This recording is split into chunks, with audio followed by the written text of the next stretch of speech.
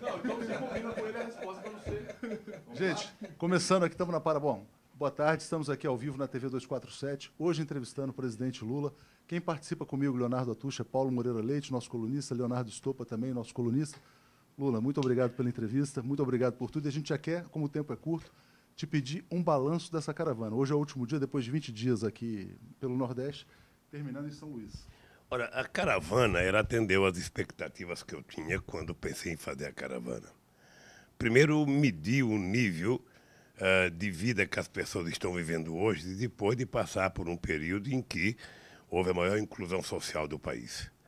E o que me deixou muito satisfeito é que, diferentemente das pessoas que não viveram e que não receberam as políticas sociais e que não participaram delas, o povo mais humilde desse país, eles têm a nítida noção do que serviu cada política pública que nós fizemos. Ou seja o Bolsa Família, seja o Luz para Todos, seja o PAA, seja o ProUni, seja o Pronatec, ou seja, as pessoas têm na cabeça e ninguém vai apagar isso.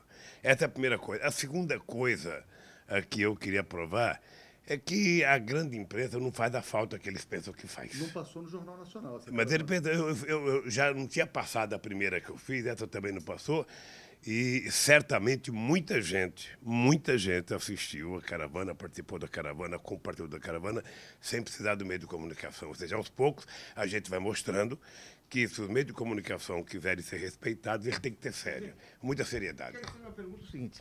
Eu vi vários comícios do senhor e tem uma questão que o senhor sempre falou, foi do ânimo da esperança. O senhor falou num comício. A única coisa que eu quero dizer a vocês é, não desanime. Num outro comício, vou lutar até o fim da minha vida para provar que o povo pode ser feliz. O senhor fez muita caravana aqui, o senhor já falou com muita gente aqui. Por que esse ano a mensagem da questão da esperança era tão importante? Primeiro, você não participou de nenhum comício, você participou de manifestações públicas, às vezes diziam que era espontânea, mas não era espontânea, ou seja, veja, porque eu acho que não é possível alguém viver se não tiver esperança, se não tiver um sonho.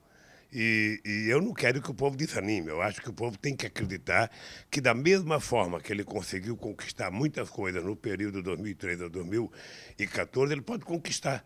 Estamos num momento difícil, a economia, a política e tal, mas isso é passageiro, a gente pode levantar a cabeça e conquistar. E eu acho que esse povo do Nordeste tem disposição de continuar lutando para que a gente mantenha a esperança acesa e que a gente possa reconquistar a cidadania que nós já tivemos um dia. Presidente, o senhor mudou o paradigma econômico no mundo inteiro. Antigamente, as pessoas achavam que a ideia maior era pensar só nas metrópoles e deixar a periferia de lado. O senhor investiu na periferia e criou, né, um embrião econômico nas partes do Brasil que eram esquecidas pela política anterior. Dessa forma, o senhor tirou o Brasil da condição de colônia e fez o Brasil metrópole. Só que hoje o senhor, tudo indica, se for pela vontade pública, o senhor vai assumir novamente para trazer uma estabilidade social, porque todo esse programa de ódio que foi disseminado pelo Brasil aí causou uma disruptura na sociedade brasileira. Como que o senhor vai fazer para trazer de volta aquele Brasil dos seus 8 anos de governo? Olha, eu penso que fazer o óbvio é a coisa que mais dá certo num governo. Ou seja, você tem que fazer aquilo que é preciso fazer. Nós precisamos fazer com que o povo volte a sonhar, o povo volte a ter expectativa de trabalho, o povo volte a ter perspectiva de ganhar um salário, o povo volte a perspectiva de que, com pequenas medidas econômicas, a gente possa movimentar a chamada macroeconomia. Quando eu estava na presidência, eu dizia nos debates aí fora, estava Meirelles, Dilma, Guido e eu dizia, ou seja, a macroeconomia brasileira só deu certo porque tinha uma microeconomia funcionando fortemente. Muito financiamento, muito crédito, muito dinheiro para inclusão social, Bolsa Família, Luz para Todos, programas que colocavam dinheiro na veia para as pessoas poderem ter acesso às coisas. Tem gente que ainda fala de vez em quando assim, não, mas o Lula fez uma política econômica baseada no consumo, é preciso fazer uma política econômica baseada no desenvolvimento industrial. Eu de vez em quando eu vejo isso. Eu quero saber se haverá política industrial se não houver consumo. Ou seja, qualquer investimento industrial parte do pressuposto de que o povo vai consumir o produto produzido. Portanto, as duas coisas caminham junto. Presidente, eu até queria emendar, quer dizer, na verdade, esse governo que está aí, ele dizia primeiro o seguinte, quer dizer, não, que vamos ter a retomada da confiança, dos investimentos, mas já anunciaram, quer dizer, que o crescimento mínimo que está aí agora vai vir do consumo. Mas, enfim, a sua teoria econômica, a sua tese de que o pobre tem que ser incluído no orçamento já é muito conhecida. Eu queria te perguntar, para não fugir da caravana, quais foram os momentos mais emocionantes que o senhor viu nesses 20 dias? Tem aquela foto do seu Instagram que todo mundo viu, aquele menino de 2006, que o senhor reencontrou depois, mas foram vários títulos honoris causa. Eu queria que o senhor destacasse 3 ou 4. Olha, veja, eu acho que teve... As coisas mais emocionantes para mim, hoje de manhã aqui no prédio, eu ia descendo e tinha uma médica e ela falou assim para mim, olha, presidente, eu queria lhe dizer que eu sou médica e antes do senhor chegar no governo, eu dava atestado médico para criança que morria de fome. E durante o seu governo, eu nunca dei um atestado para criança que morria de fome. Isso, para mim, valeu a pena ter governado o país. Outras coisas que eu mais ouço é os agradecimentos que as pessoas têm pela possibilidade deles subir um degrau na escala social. Seja o ProUni, seja o ReUni, seja o FIES, seja o Pronatec, ou seja, as pessoas são agradecidas àquilo que possibilitou eles evoluir um pouco. Então, eu fico muito sensível, fico emocionado, eu às vezes choro, porque é muito gratificante você saber que uma pessoa te diga na tua cara assim, ó, eu passava fome e por sua causa eu parei de passar fome. Eu quero perguntar uma coisa, que o senhor fazia questão de aparecer, o senhor chegava na estrada, tinha 100 pessoas reunidas, o senhor saía e pelo menos saudava a população. Mesmo quando os médicos diziam, quando a médica dizia, não faça isso que a voz está ruim. O senhor dizia assim, vocês têm o direito de me ver, o direito de me ouvir. Eu queria entender isso. O senhor se apresentar ali é um direito que a população tem de ver, já que ela tinha saído de casa. Como é que é isso? Olha, foi para isso que eu fiz as caravanas. Para ter contato direto com o povo. Ou seja, não é possível que eu passe numa estrada, tenha 50 pessoas, 10 pessoas, e eu não pare para cumprimentar, pelo menos para falar um bom dia. É o mínimo de respeito que eu tenho que ter pelas pessoas que foram. Tem pessoas que andou 200 quilômetros para estar na beira da estrada só para pegar na mão. Ora, isso para mim vale tanto quanto um comício de 1 milhão de pessoas. Porque a minha relação com a sociedade não é de quantidade, é de qualidade. É ver os olhos das pessoas, é sentir o coração das pessoas. E uma coisa que me impressiona muito são as mulheres, as velhinhas de 80 anos, 85 anos, dizer que me ama, dizer que me ama, dizer que me ama. Ou seja, sei lá, é um amor de respeito, é um amor de gratidão, sabe? Mas, presidente, acho que é importante, quer dizer, o senhor foi recebido por uma onda de carinho inédita, poucas vezes vista na história do país. Mas semana que vem, o senhor tem um encontro com aquele Brasil que, de certa maneira, inoculou um ódio na sociedade.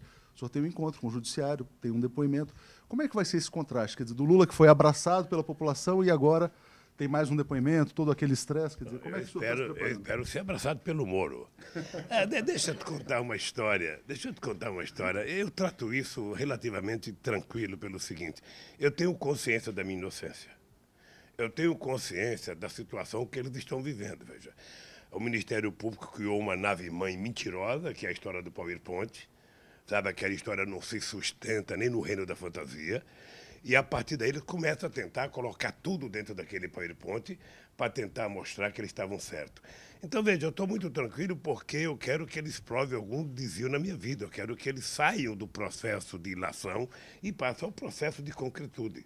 Eu vou lá com a mesma tranquilidade que eu fui no primeiro, vou ouvir as perguntas que ele tem que fazer, que eles têm para me fazer, vou responder, e sabendo que poucas vezes interessa a verdade. Ou seja, eles estão numa fase do meu julgamento em que, como eles não têm verdade, eles não querem admitir a minha verdade. Ou seja, eu vou lá, apresento minha prova, apresento que sou inocente, eles preferem fingir que não vejo e dão uma sentença como se não tivesse testemunha, como se tivesse nada.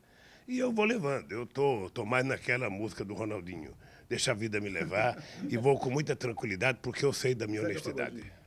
Presidente, agora uma coisa que é muito importante, esse novo modo de fazer, digamos, de fazer matéria, né, que é a internet, está mostrando uma verdade completamente diferente daquela que a Globo, que os canais de televisão querem mostrar. Então eu gostaria que o senhor mandasse uma mensagem para as pessoas, como que nós, de dentro de casa, podemos mudar essa situação da verdade manipulada no Brasil?